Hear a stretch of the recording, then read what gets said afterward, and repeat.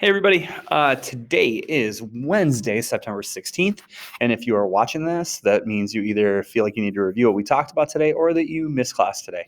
If it's the second thing, I hope you're well. I hope everything's okay. I hope I don't hit my knee on the table again and make the camera move all over the place.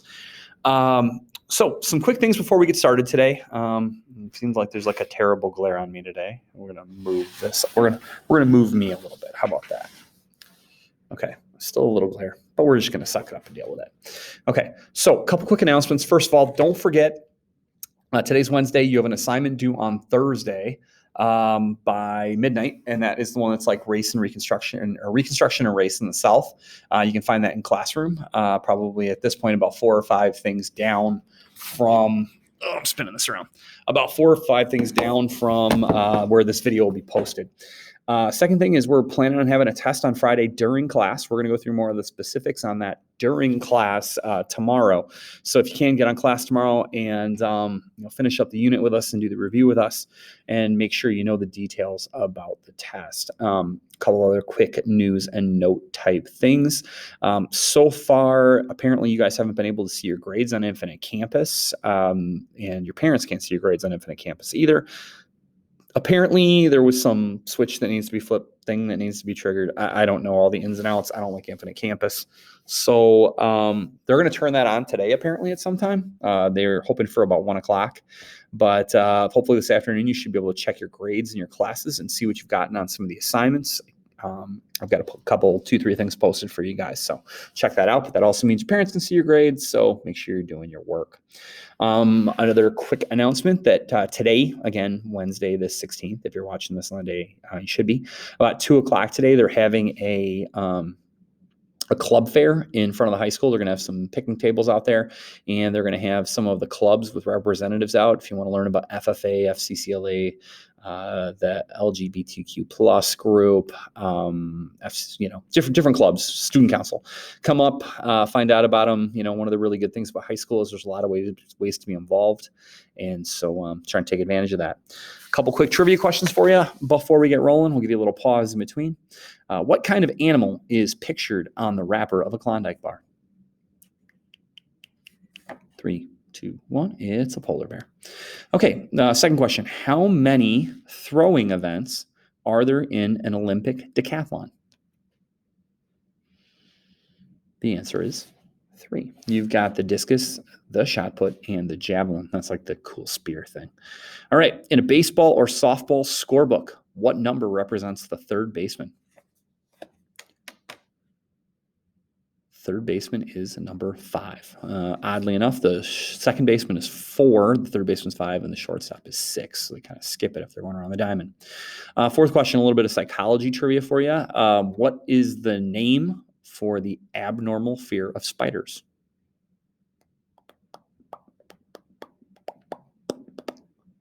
Arachnophobia. And last but not least, what number system or language uses only the symbols 1 and 0? All right, that is the binary language that's used for a lot of computer coding back in the day. I don't know if they still use it. I don't know that much about computers. Last little thing before we get started into the notes, I was looking through the assignments last night, and I noticed that some of you guys haven't made the first keystroke on that thing. So make sure that you're using work time well in class, and if you're not in class, make sure you're trying to carve out some time in your day to get some work done. I know a lot of things come up during the course of a week, but I think the assignment I'm asking you guys to do is not, it's not going to be a huge time suck. Let's just put it that way. Okay, I'm going to go into presentation mode. We're going to talk about the day, things. I don't know if I'm going to disappear or stay. Oh, look, I disappeared today. All right, so the goals for today's discussion, class slides. By the end, I want you guys to be able to understand some things about Ulysses S. Grant as president, kind of what were some of his strengths and his weaknesses, and what were some of the things that he battled against during his 8 years as president. We're also going to start a discussion of life in the South. I want you guys to understand what it was like for a person back then who had to live in the South, like what they deal with, especially for the former slaves, the freedmen, and what the situations were like for them. Again, in class we had some work time on our assignment, and I told people to keep prepping for the test on Friday. The test on Friday, I can't tell you not to use your notes. I guess you're gonna be able to use your notes.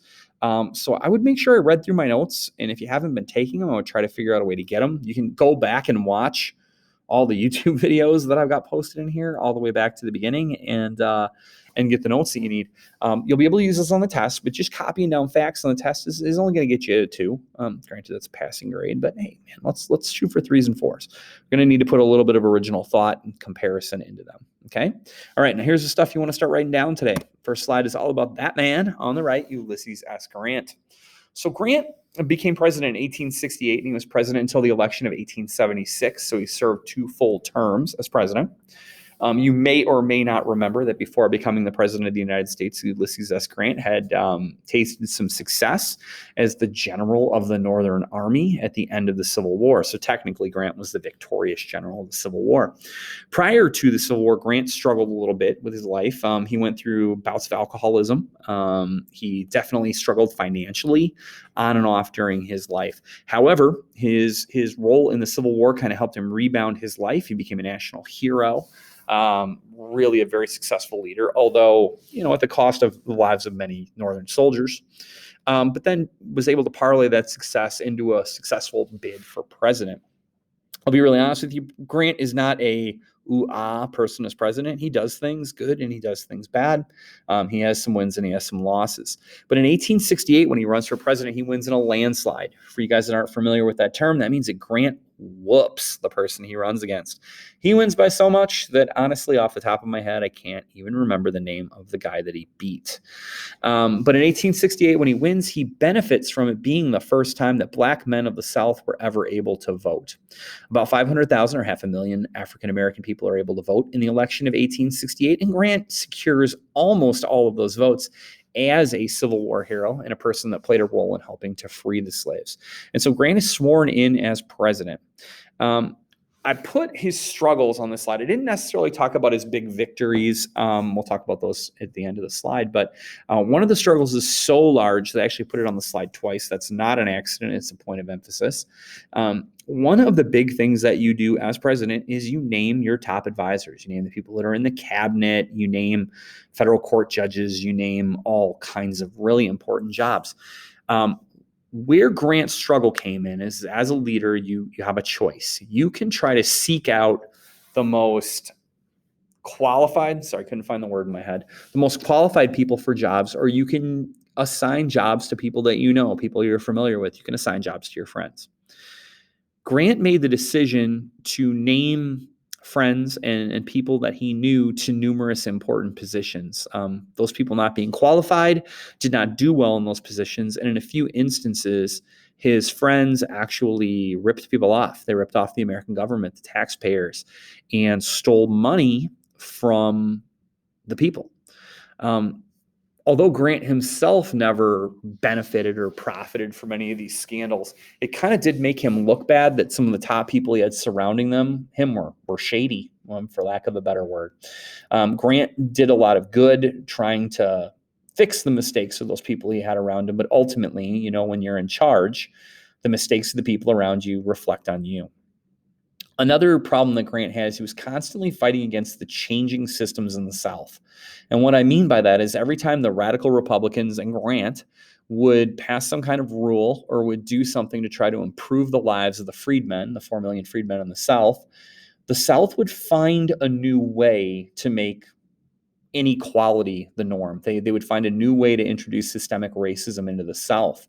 And so Grant spent a lot of his presidency chasing equality, but at the same time understanding that he might have been fighting a losing battle at that time.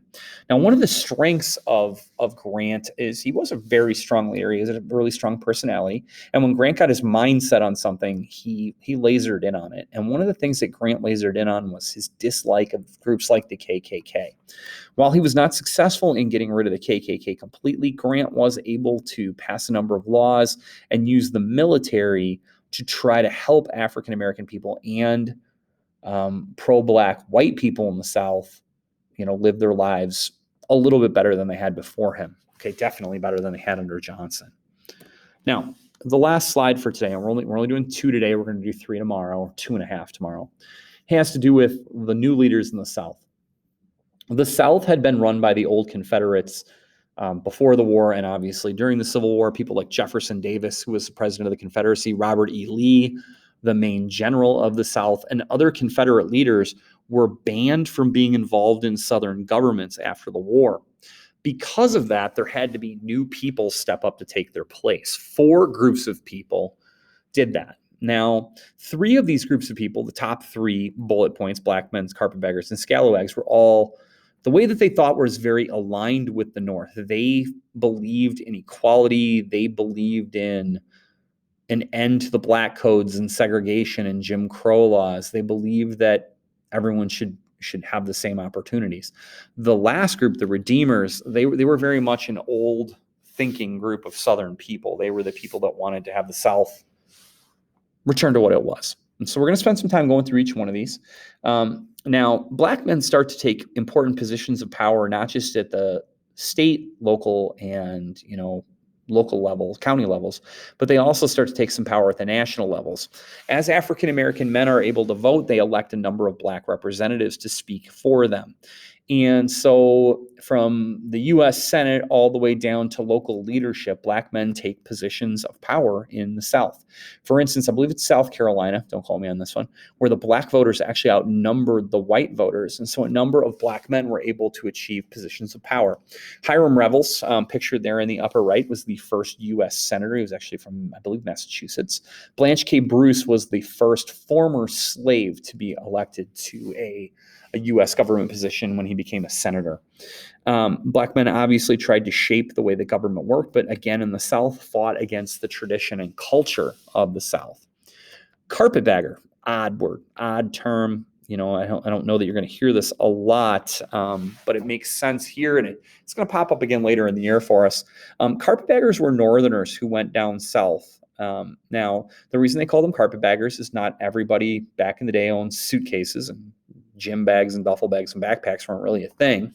So what people did, and I wish you could see my hand motions on this, is they would cut out chunks of carpet and then wrap their items in them, almost like making like a baggie around them. And then they would throw a stick through it and they'd carry the stick over their shoulder, and that was how they carried their things. Thus the nickname carpetbaggers. A number of Northerners left their safe, secure northern homes and went down south in an attempt to help out the former slaves and needy whites of the South, kind of trying to take the place of the Freedmen's Bureau, which had been gotten rid of. Teachers left their northern classrooms and went down south and started schools to teach people to read, write, do math. Doctors left their hospitals to go down and open small hospitals to help sick and injured people. Ministers left their churches in the North to open churches in the South to teach religion. Some Northerners left their positions in the North to go down and run for Southern government positions so that they could offer leadership and guidance to make the South, I guess, look a little bit more like the North, whether you agree with that or disagree with that. Some carpetbaggers, though, went down to the South and ripped people off. They saw it as an opportunity to take advantage of people who were either uneducated or in a bad spot. And so they scammed people. They sold land that didn't belong to them for cash. They would sell people sick farm animals for top dollar. They would offer services that they would then not carry out on. There was a man from Ohio who claimed that he made $1 million of back then money during Reconstruction. Another group of people that tried to make the South, I think, a little bit better place, more close to what the North wanted them to be, were scalawags. Now, that is a really odd term, and if you've ever heard scalawags, odds are you heard it in a pirate movie. Scalawag is a term that was popularized by pirates, and basically the word equates to being a traitor, someone who does not go along with the expectations of a group. And so there were a number of people in the South who became scalawags for 2 reasons. One, some of them legitimately agreed with the North. They thought that black people were entitled to more equality. They wanted to get rid of the systems of racism that seemed to exist in the South.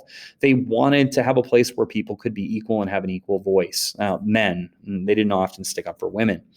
Some scalawags went along with the North so that they could achieve power. They wanted to be powerful people because they understood that with power came money, and that if they went along with what the North wanted to do, they could benefit from that situation.